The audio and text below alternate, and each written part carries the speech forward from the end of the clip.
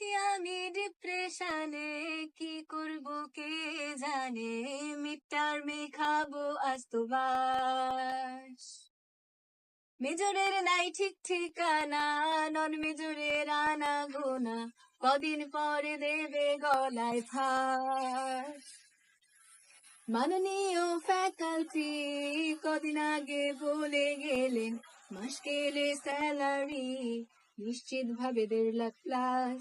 এখন আমি হ্যারিকেন হাতে খুঁজছি সেই ফ্যাকাল্টিকে, বলে দিন প্লিজ আসছে মিটে, কি করে করতে পাস। ফ্যাকাল্টি প্লিজ বলে দিন কি করে মেটাবো বাবা মার এত টাকার বিল।